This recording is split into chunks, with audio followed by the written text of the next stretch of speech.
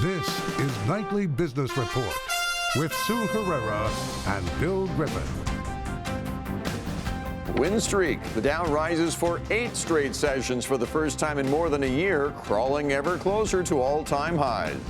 Deadline looms. The UAW and GM are locked in tense negotiations. A union scandal is complicating things as workers get ready to walk. Bad news for borrowers. Mortgage rates saw their biggest one-week rise in 3 years, and it may be just the beginning. Those stories and more tonight on Nightly Business Report for Friday, September 13th. Good evening, everyone, and welcome. The Dow's rise isn't flashy, but it is there. The blue chip index was up for 8 straight sessions. Investors have been in a better mood, primarily because of trade relations with China, and a report today that China will exempt some U.S. agricultural products from additional tariffs. That lifted shares of trade-sensitive names like Caterpillar and Boeing, and it put the Dow within striking distance of new highs. At the close, the Dow gained 37 points to 27,219. The Nasdaq fell 17, and the S&P 500 was down 2. All of the major indexes were higher for the third straight week. Bob Pisani takes a closer look at what's driving the market and why next week could be a decisive one for Wall Street. Stocks made a modest run at record highs, but fell short on this Friday the 13th. The Dow is still riding an impressive 8-day win streak. All 3 major averages up for a third week in a row. 4 big drivers behind this rally. Better U.S.-China trade headlines, lower geopolitical tensions, expectations of more rate cuts from global central banks, and a strong U.S. consumer. August retail sales beat estimates and the consumer sentiment rose more than expected. It's clear the U.S. consumer is the key bright spot in the global economy. That's why you saw economically sensitive cyclical sectors like banks and transports all leading the charge this week and up again today. Big moves in the bond market, by the way. The U.S. 10-year Treasury yield seeing its biggest weekly surge since 2016. That move lifted all the regional banks like Comerica and SunTrust all up 7 to 10% each. Bond yields bottomed last Wednesday. No surprise, that was the bottom for the stock market. But investors are treading with caution ahead of the Federal Reserve meeting next week because they're worried the stronger data might make the Fed less inclined to keep cutting rates. So right now the markets are pricing in roughly 90% chance of a quarter-point rate cut, about 10% odds of the Fed standing pat. There's no shortage of other potential market movers next week. Earnings from FedEx, General Mills, Darden, along with data on industrial production and on housing. For Nightly Business Report, I'm Bob Pisani at the New York Stock Exchange. Shares of Apple weighed on the market today, and its market value fell back below $1 trillion after a Goldman Sachs analyst dropped his price target on the stock, saying that Apple's plan to bundle its newest iPhone with a free year of its streaming video service will harm hardware margins and have a material negative impact on earnings. Apple disputed that call late this afternoon, saying, quote, "We do not expect the introduction of the Apple TV Plus, including the accounting treatment for the service, to have a material impact on our financial results." Nevertheless, Apple shares fell about 2% in trade today. And very late today, we learned that Disney CEO Bob Iger has resigned from Apple's board. No reason was given, but as you know, Disney is also launching a streaming video service to be called Disney Plus. Well, Apple and other tech companies are being targeted by a House panel. Lawmakers made a public demand for documents and sent letters directly to CEOs as it deepens its investigation into big tech's power and potential anti-competitive behavior. Elon Mui is in Washington. The House Judiciary Committee is requesting a detailed list of documents from big tech companies, including emails and communications from their top executives. In letters sent directly to the CEOs of Apple, Facebook, Amazon, and Alphabet, lawmakers said they're interested in competition in digital markets, whether dominant firms are engaged in anti-competitive behavior online, and whether existing laws and enforcement measures are adequate. You cannot have a conversation concerning the competitive nature or the size dominance of a Alphabet or Google, the parent company of Google, or a Facebook or an Apple or an Amazon, without having also the same concerns because of the amount of information that they store and actually keep. Lawmakers called this a milestone in the committee's bipartisan antitrust investigation, and they asked for some very specific information from each company. They're especially interested in acquisitions. For Facebook, that means handing over documents related to Instagram, WhatsApp, and Lenovo. For Alphabet, it's DoubleClick, AdMob, and YouTube.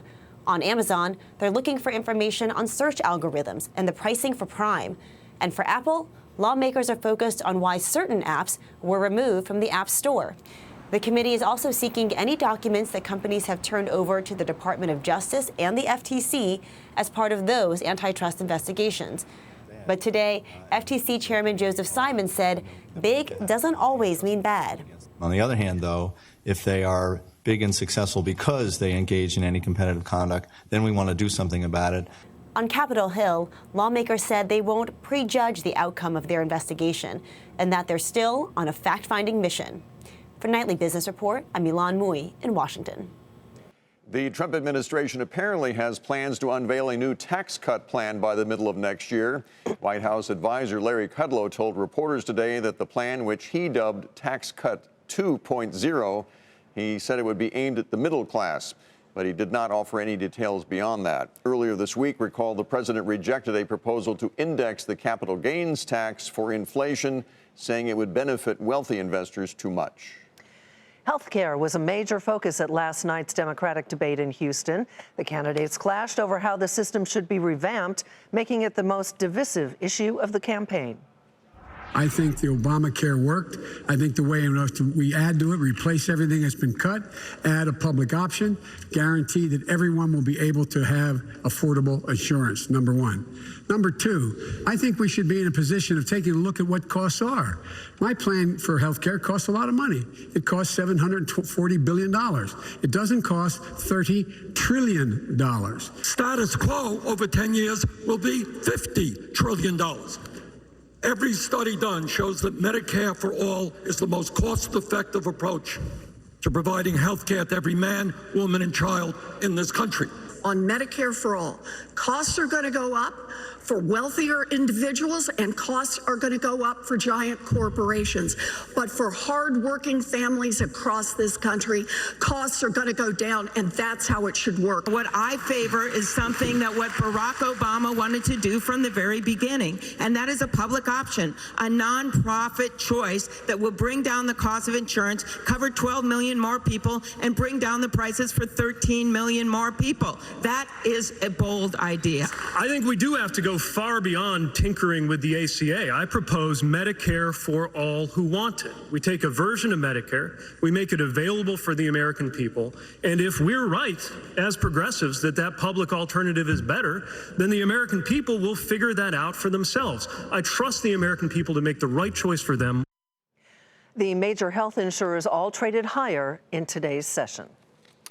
Elsewhere, health experts today have given a thumbs up to a treatment for children with life-threatening peanut allergies. Late this afternoon, an advisory committee for the FDA voted overwhelmingly in favor of a treatment from Immune Therapeutics that we told you about earlier this week.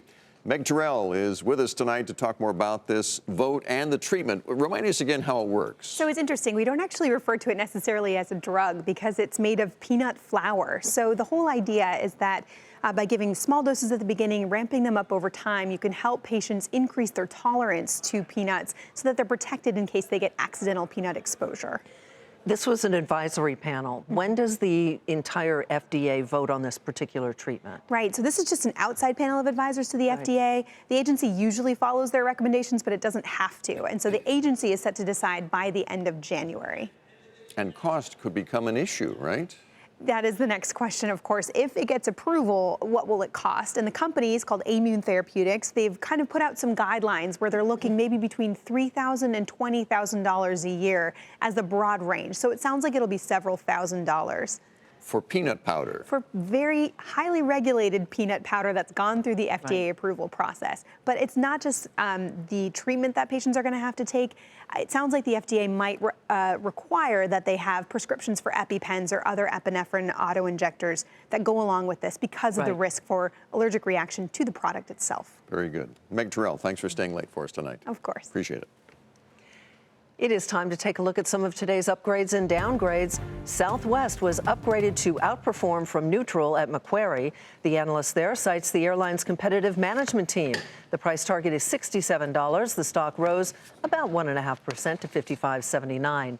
Etsy was upgraded to outperform from neutral at Wedbush. The analyst cites new initiatives that could drive margin expansion. The price target is $66. The shares rose more than 3% to $56.86. Advance Auto Parts was upgraded to buy from neutral at Citi. The analyst says that same-store sales momentum should drive that company's growth going forward. Price target $188. That stock was up 1% to $157 even. Broadcom was downgraded to hold from buy at Loop Capital. The analyst cited expectations for subdued growth. Broadcom, as you know, is among the tech giants affected by the U.S.-China trade war. Price target $310. That stock was down more than 3% today to $290.32. Still ahead, our market monitor has some real estate-related names that he says are worth investing in.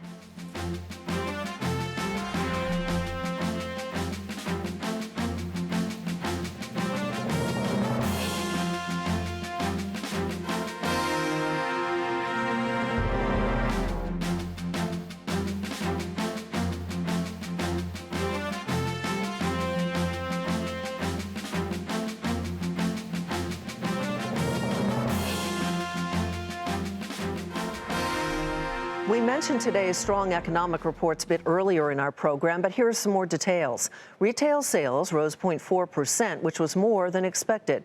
Most of that came from purchases of new autos and building supplies. Economists say the spending is being driven by the strong job market and rising wages.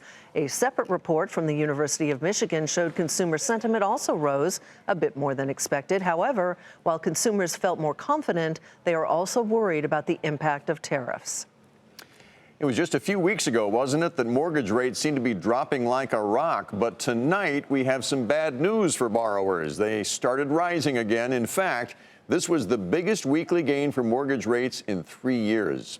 Diana Olick has more. If you were hoping to refinance your mortgage at rock bottom rates, you just missed the boat. The average rate on the 30-year fixed is now 20 basis points higher than it was on Monday and 36 basis points higher than its last low on September 4th.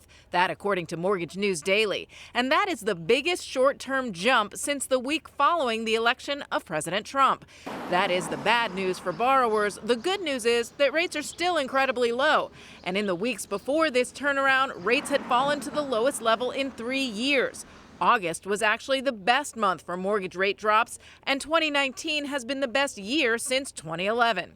So it begs the question, is this a short-term correction from those recent lows or a new shift toward rising rates?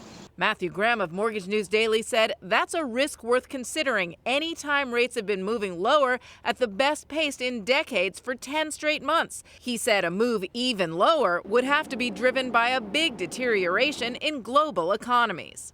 While rates are still historically low, so many borrowers have already refinanced that the pool of those who could benefit is extremely limited and sensitive. When rates dipped to their recent low, the number of borrowers with good credit scores who could save on a refinance surged to the largest on record, 11.7 million, according to Black Knight. That has now dipped back by about 2 million. More proof that you can't time the mortgage market. For Nightly Business Report, I'm Diana Olick in Washington.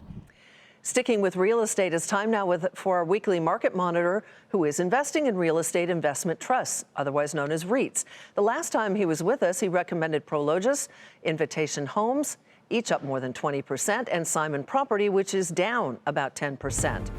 Jung Hyun is with us, or Hyun, I'm sorry. He's portfolio manager at Adelante Capital Management. Welcome back. Nice to have you here.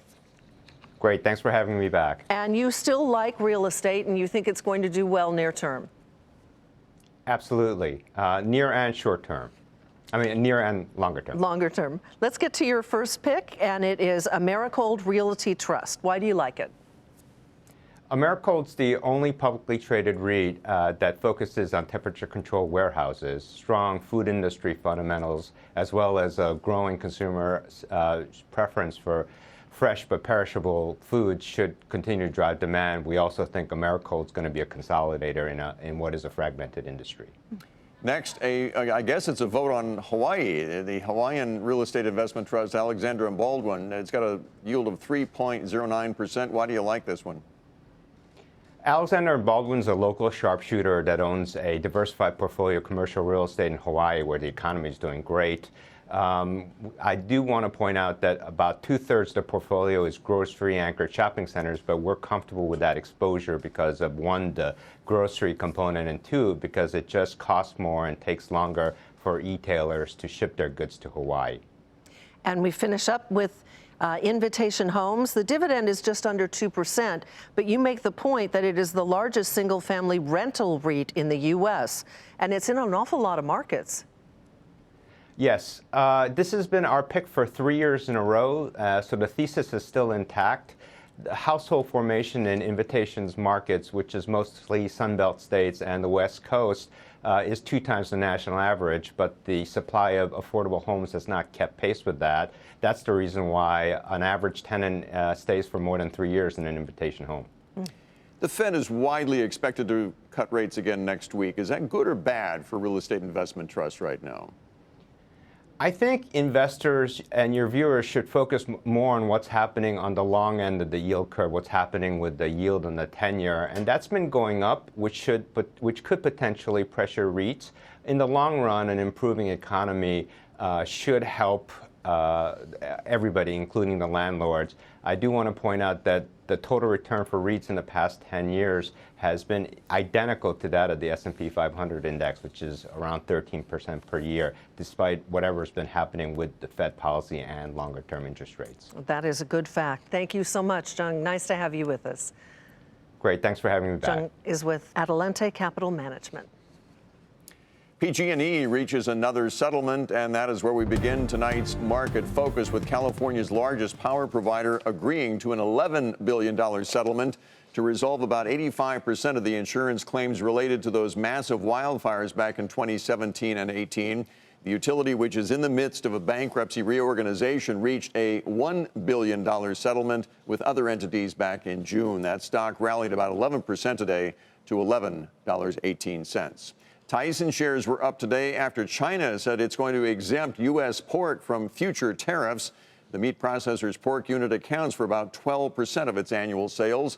That stock was up about 2% to $85.17. And the FDA said today that some medicines, including Sanofi's popular heartburn treatment Zantac, contain low levels of a probable cancer-causing chemical. That chemical in question is the same one found in a blood pressure medicine that led to recalls last year. Drug safety officials in the U.S. and Europe say they are looking into this issue right now. Shares of the company were down a fraction to $43.71. CloudFlare debuted on Wall Street, opening at $18 a share. The web security company priced its IPO at $15 per share, and one of its co-founders says there is plenty of room for it in the crowded cloud industry. We have this vision of CloudFlare as the service that customers are choosing to help make sure that their internet applications are fast, that they're safe, and that they're reliable around the world. And so having other players in the market is great, but we work alongside all of those, and companies use us together, and I think that we're just getting started. Shares soared 20% to 18 even. UPS must pay about $8.5 million to settle allegations that the company overcharged the federal government for package deliveries. The Justice Department alleges that UPS failed to abide by the terms of its contract with the General Services Administration and overcharged for services from 2007 to 2014. The shares were up a fraction to $122.67. Shares of Altria fell on a report from CNBC that Juul's valuation is, quote, coming down sharply. Altria has a 35% stake in the e-cigarette company. According to that report, Altria invested in Juul at about $250 per share in the private market. It is now valued 20% lower, in a range between $225 to $230. Altria's stock dropped more than 3.5% to finish at $42.01. This weekend is a critical one for the United Auto Workers and for General Motors. The union's contract expires late Saturday night. And while the UAW today did agree to temporary labor contract extensions with Ford and with Fiat Chrysler, GM still faces that deadline. And its leadership is leading negotiations even as a federal corruption probe expands and includes more arrests. Phil LeBeau has details. These are contentious times for the UAW and General Motors. Both sides believe they should get a better deal in the next labor contract. GM wants UAW members to pay a greater percentage of their health care costs and allow more flexibility on jobs.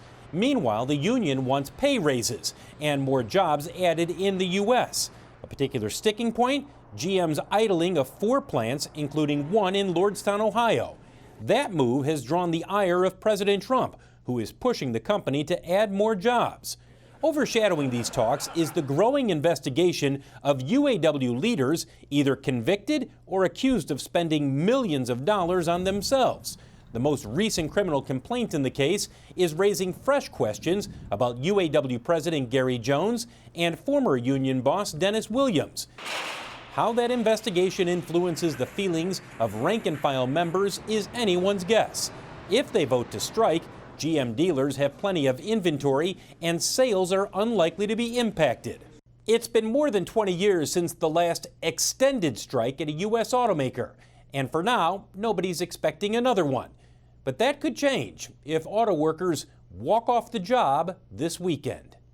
Phil LeBeau, Nightly Business Report, Chicago. Ford is recalling more than 300,000 of its 2017 Ford Explorer vehicles because of a sharp seat frame edge. The automaker says there have been 31 reports of hand injuries. The vehicles were made at a Chicago plant from February of 2016 to October of 2017. And coming up, a controversial way to purchase pets. For many, pets are more than just furry friends, they're family. But what if Fido or Teddy Bear could be repossessed just like a car? Coming up, what you need to know about the industry of pet leasing.